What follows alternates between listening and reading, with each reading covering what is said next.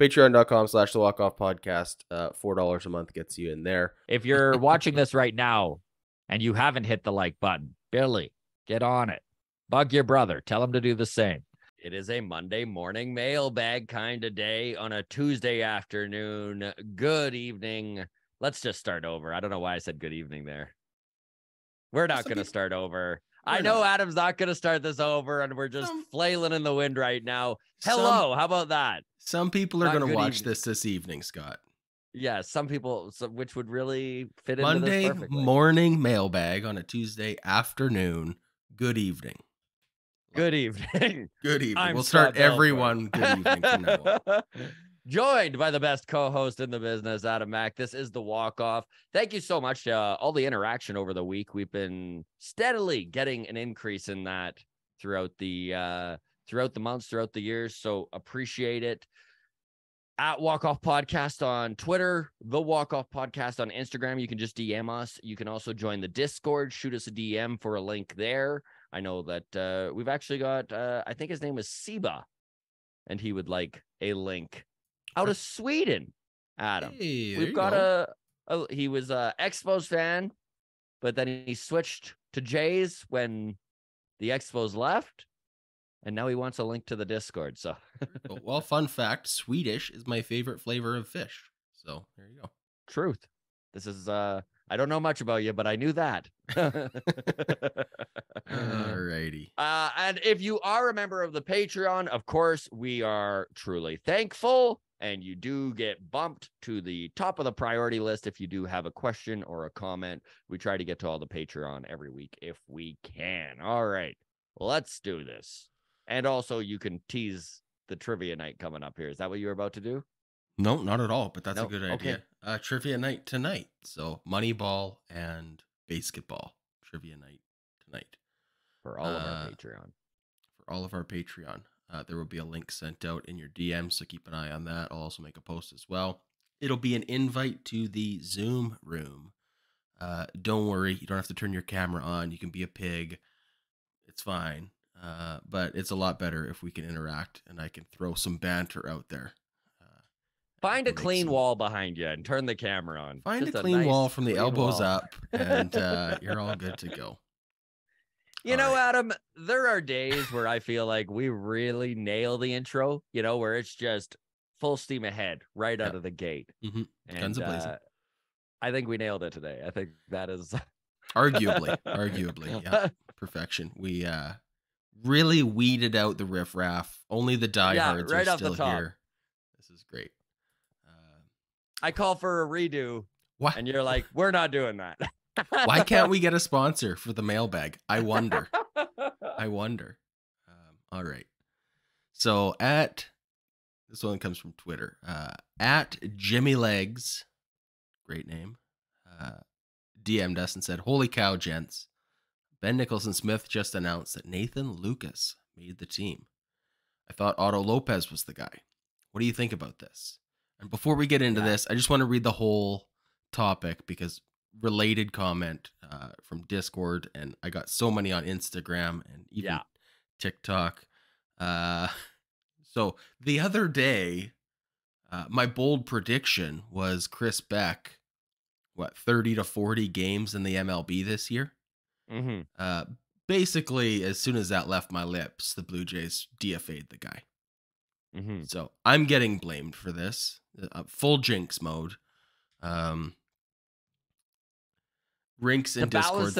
To balance this out, Adam is going to call Rob Manfred the commissioner of the year this year, for sure. Wouldn't that be something?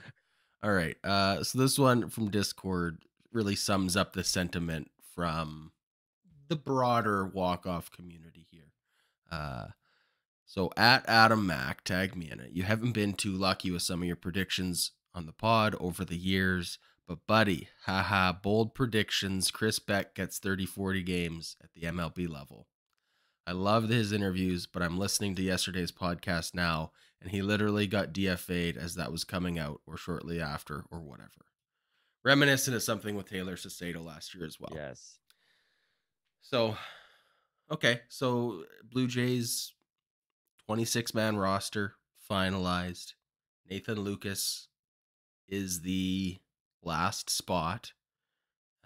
Chris Bec no longer with the Jays. Mm-hmm. I'm surprised by Chris Bec. Also, not totally surprised. So it is a little bit of a bummer because he's a really good dude and he had nothing but time to give for us, which is just truly appreciated. We know how busy these minor league guys are. We know the schedule they keep, and to fit in a little rinky dink podcast with a couple of boneheads like us, it really is appreciated. He is 27 years old. He'd been in the system for almost 8 years now and made his way all. Admits himself not the best with a bat. Yes. Defensive catcher. Has never really hit anywhere along the way, but has been so good defensively and has such a good relationship with his pitchers that he has continued to get the raise up. And it's been interesting to look at his batting average because it pretty much stays the same. It doesn't matter where Chris is, he's hitting about 220. So that's probably what is holding him back right now from a major league position with the Blue Jays, especially. I mean, they brought in Rob Brantley, who is just a little bit more experienced and just has a little bit more of a proven bat. So I think that when you look at the catching depth within the Blue Jays, friend of the show, Zach Britton, has been pushing heavily over the spring here. He's had a really good spring training. Now they've been putting him in the outfield, but he has looked a little out of his element. And I really do think that one of the things that they're trying to do is create a little bit more room for the catchers within the system. And unfortunately, Chris Bec, just the odd man out. But we wish him all the best. I hope he catches on somewhere. And I like to think that you just didn't specify in your prediction, Adam, that it would be 30 to 40 games with the Blue Jays. I hope that your prediction still comes true. There you go. That is still a possibility. Oakland needs somebody, right? Let's talk Nathan Lukes, though. Yes. So to start with, and we both know this, and we both have messed it up either way, but his name is pronounced Nathan Lucas, even though it is spelled Lukes. I'm going to continue to go with Lukes. Nothing better than messing up a nice Western last name to get me off the hook for botching the international names. And then it's I just mess up everyone's name. So Nathan Lukes, throwing you under the bus. All right, so Nathan Lucas, he is going to be more or less the fourth outfielder for now. We'll see what happens. I know everyone's up in arms. What are we going to do about Otto Lopez? It looked like he was going to make the team. He's so versatile. Lucas had a hell of a spring. He can play right, he can play left, and he can play center field all well.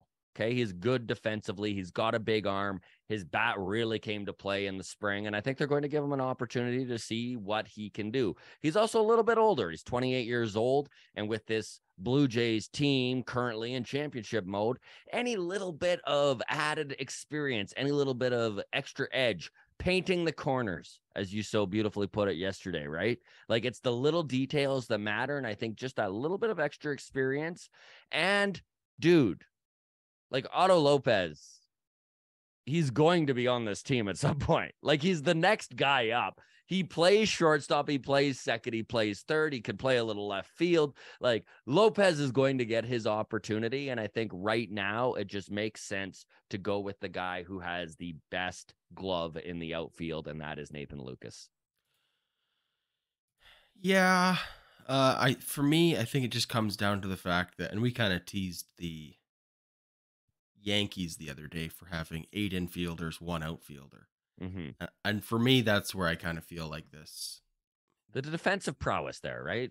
Well, yeah, and we have George Springer, we have Dalton Varsho, we have Kevin Kiermaier, and then other than that, it's just utility guys who can play the outfield, right? So it was a little unbalanced that way. Blue Jays end up going with Vladdy, Belt, Espinal, Bassitt, Chapman in the infield, Springer, Varsho, Kiermaier, and Lucas in the outfield, and then Merrifield and Biggio as the utility guys. I don't know. Espinal, probably like a utility guy as well. Can play outfield if need be. Otto You know what Lopez really slots in similarly. what This really stands out to me about this, Adam? And really, this just seems to be a little bit of a shift in the way the organization views priorities here.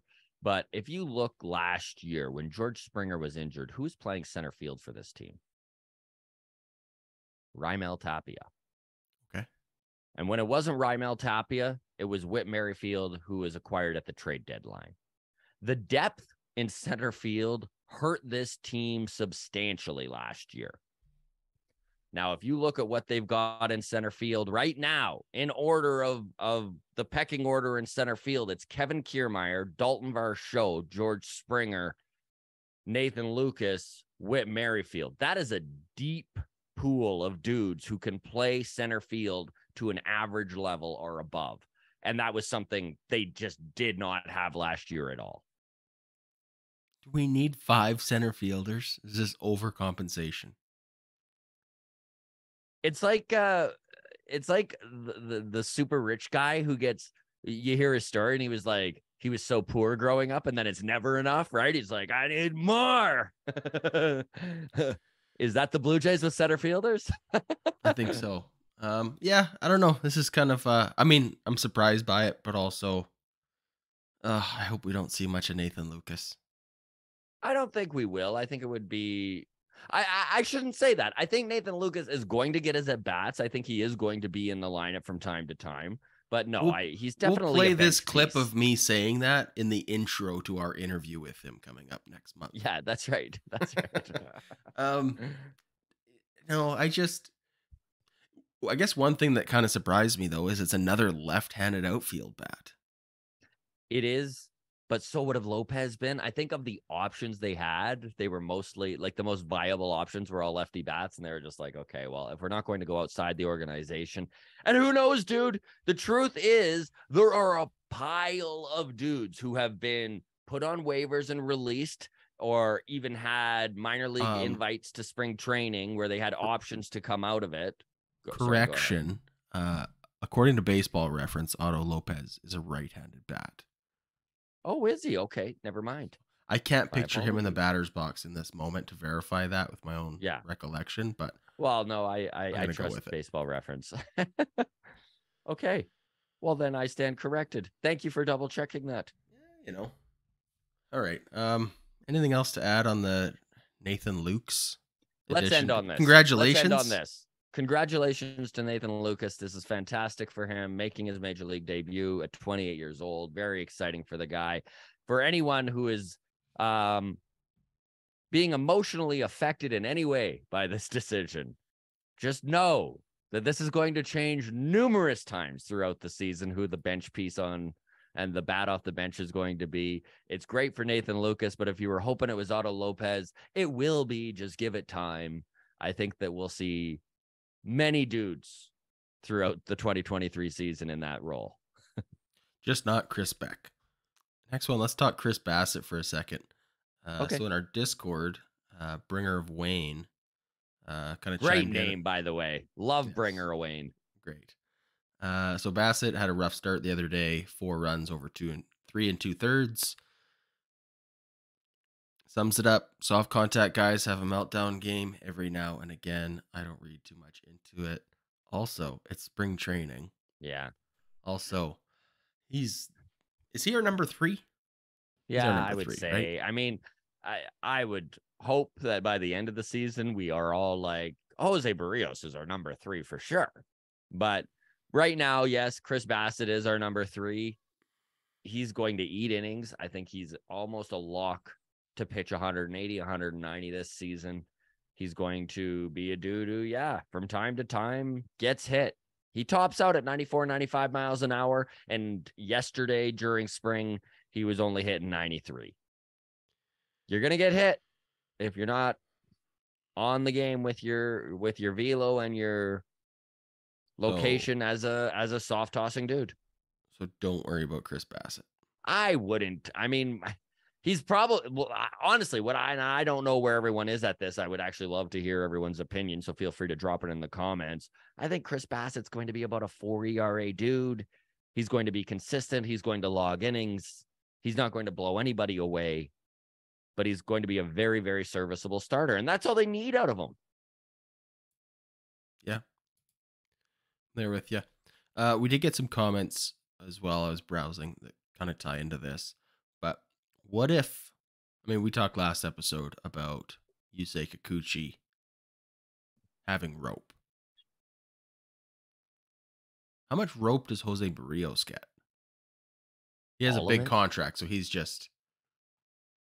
They need to fix him. Like if Jose Barrios comes out and pitches to a 5.5 ERA through April and May, we're still just, as long as he's healthy, he's pitching, right? He's Every just going to fifth go out day. there every 5 days? Every 5 days. Sorry, man. Like, I just can't see it any other way. You know, he's under contract for 6 more years.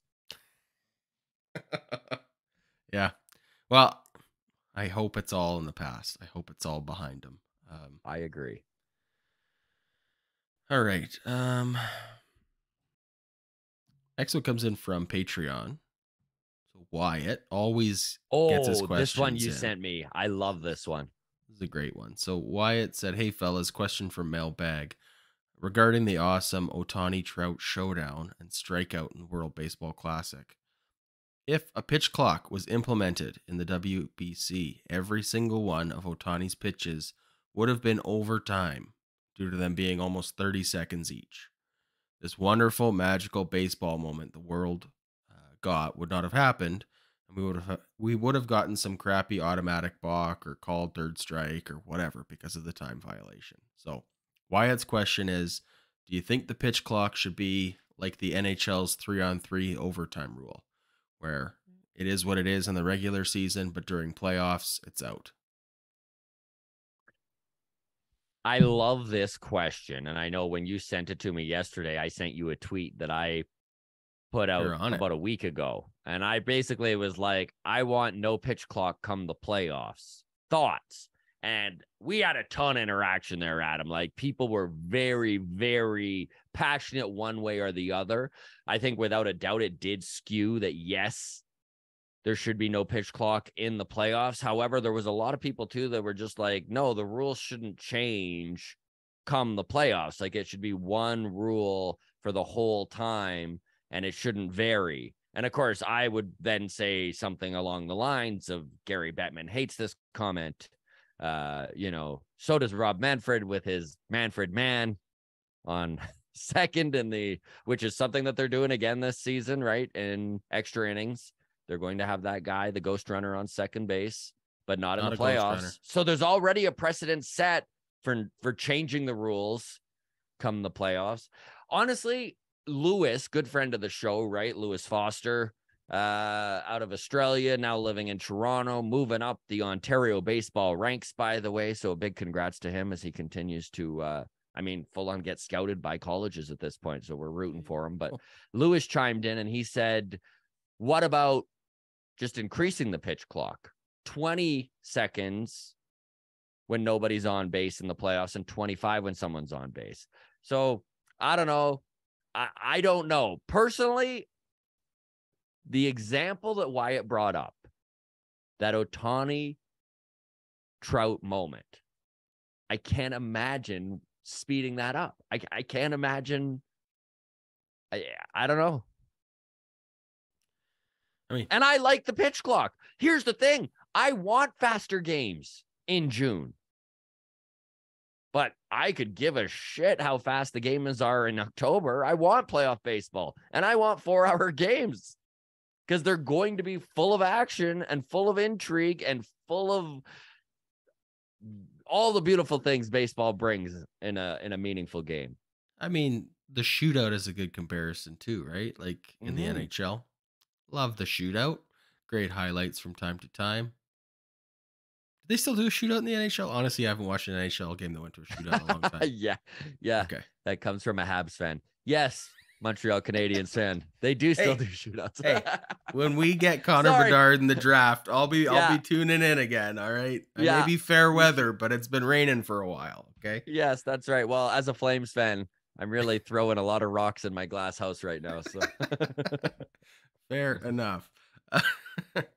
Um, totally off my train of thought. But yeah, I mean, nothing better than a nice 6 overtime game in June, right? Like Yeah. you're up till 2 in the morning watching these 1-1 tie games in the playoffs. It's great entertainment, but you don't want that all season long. Yeah, I don't have a problem with having different rules for playoffs at all. What do you folks think right now as you listen to this?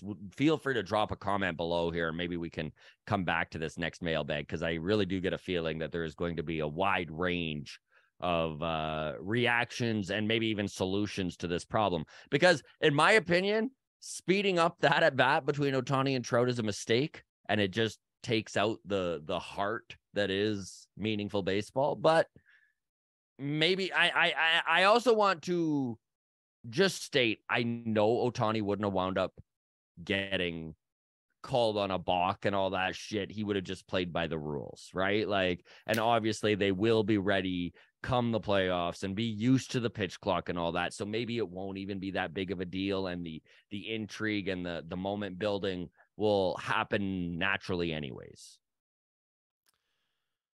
I mean, this is the old school baseball fan in me, but I mean that is part of the beauty of baseball is that there is no clock, Mm-hmm. right? So I guess that's why people have been pushing back against the pitch clock in general, right? Is Yeah. it does kind of taint one of the things that was awesome about the game, that and the fact that the playing surface is different everywhere you go, right? Like a real home field advantage. Um, I don't know. I'm not anti pitch clock. I think it's good. I also don't think Yeah, me too. it's But I also don't wish to lose that moment, right? no, I don't want to miss that moment. Playoff baseball is some of the best entertainment in sports. Um, but I do think that part of it is that edge of your seat suspense where you're waiting. It's that Yeah, you're anticipation, waiting. right? The So, anticipation builds as it's a so 3-2 count, and you're like, what's he gonna throw? And Trout's dug in, and like it's just yeah. like there's so many little nuggets of intrigue there that you would just lose if you're speeding it up twice as fast.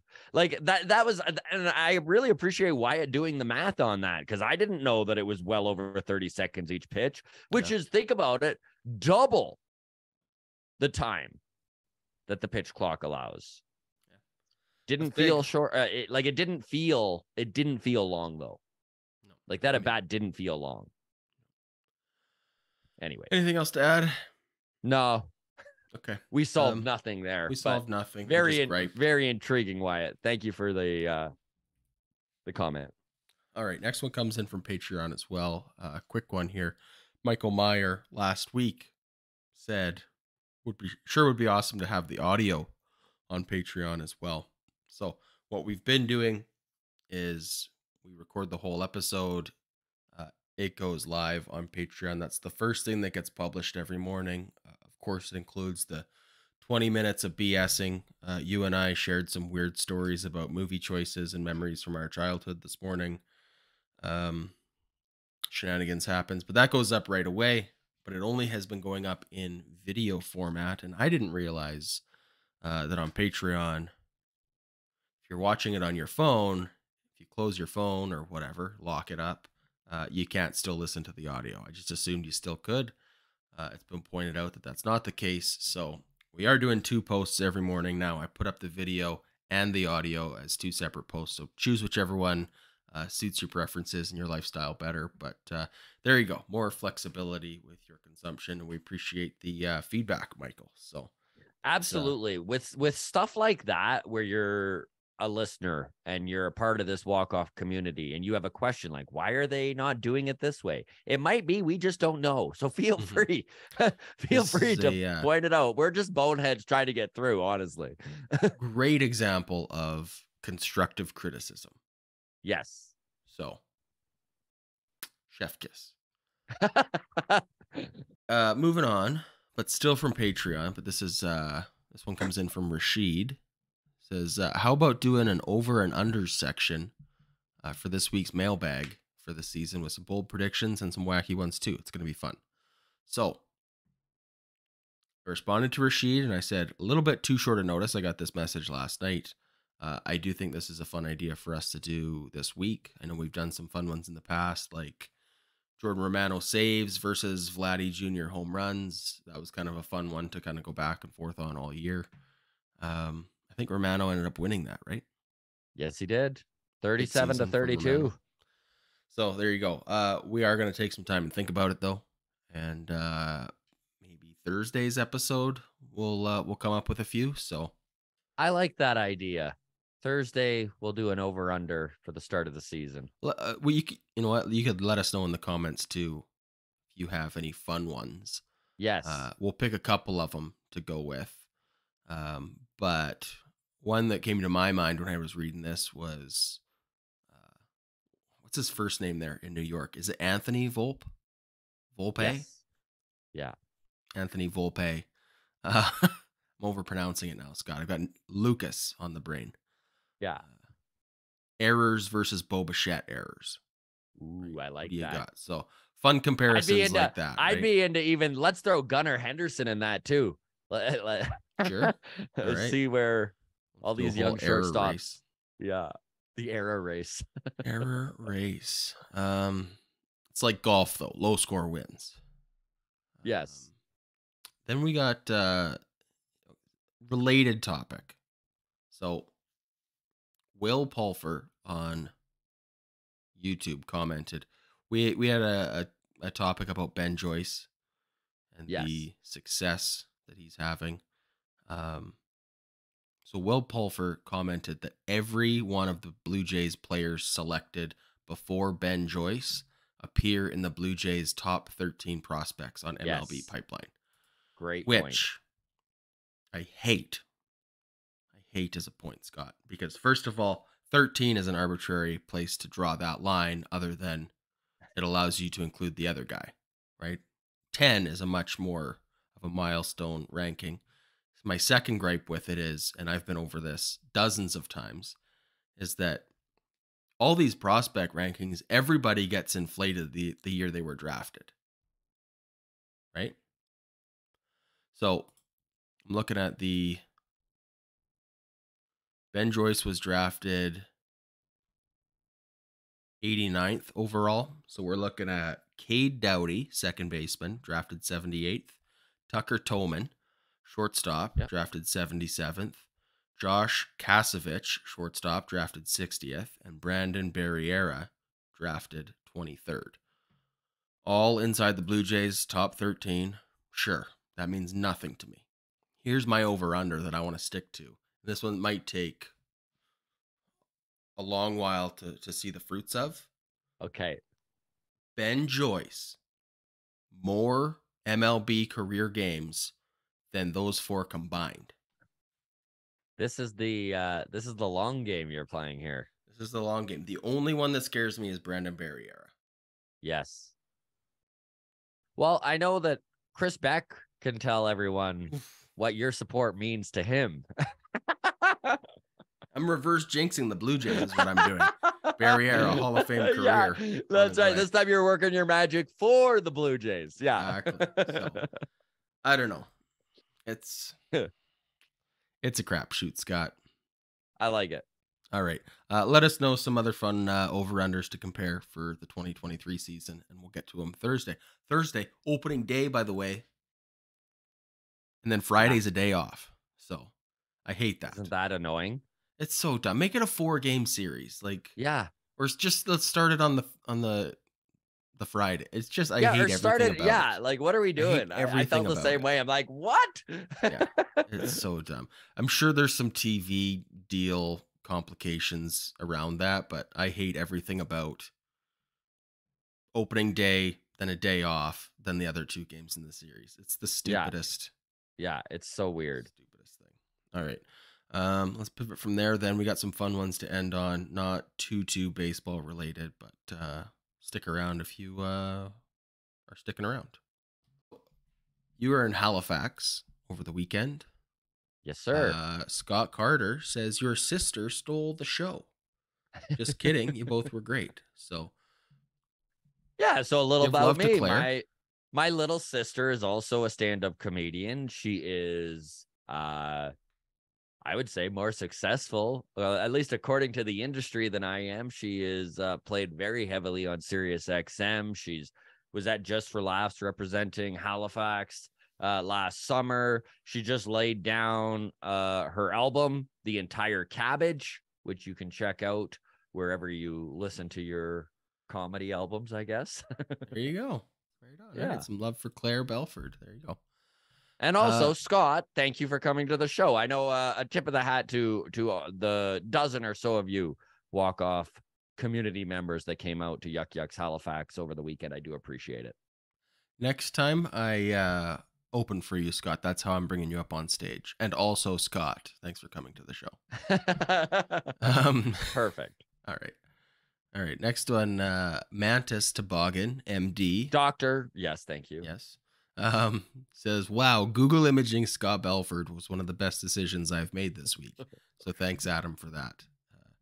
Great show, boys. And for goodness sake, Billy, hit the like button, which is, of course, just a great reminder.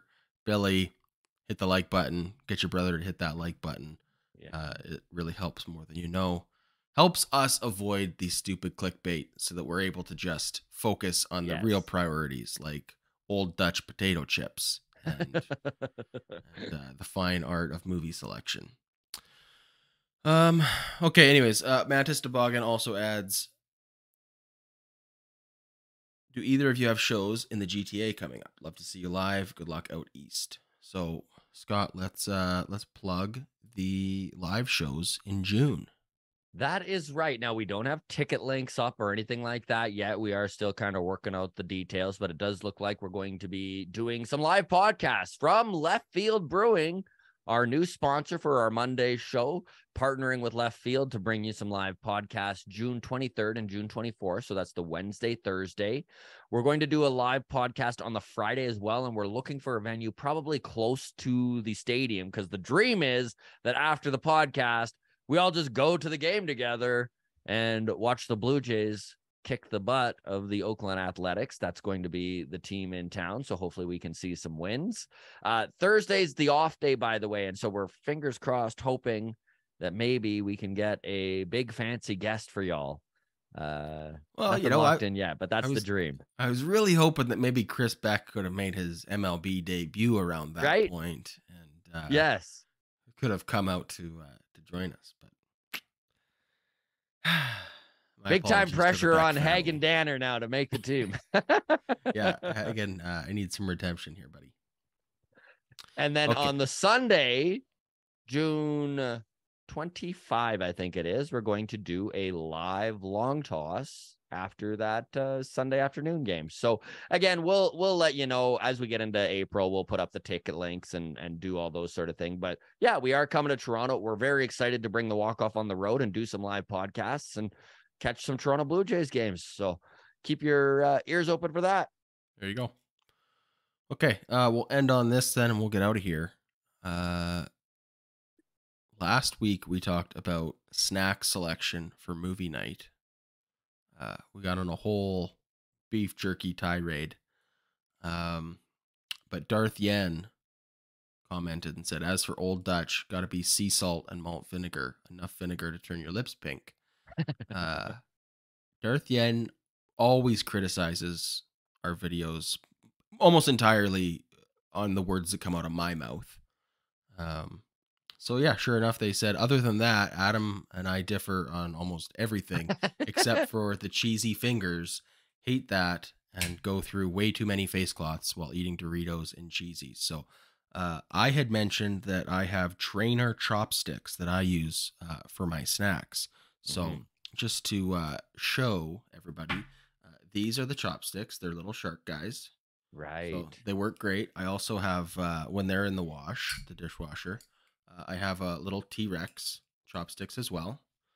And my daughter was mad at me for stealing all the chopsticks, so I got her a set of her own. This is the unicorn, so they work great. Grab your snacks, keep your fingers clean. Great for your late night gaming. You call that one? You call that one Shohei? Shohei, the unicorn. Exactly. Shohei, the. I'm just gonna leave that there. We're really in a gray area of danger here, Scott. Calling our chopsticks Shohei. That is a unicorn reference and nothing else. It's a unicorn reference, everybody. So, there you Luckily, go. this is at the end of the video, and with this strong, we finish like we started, Adam.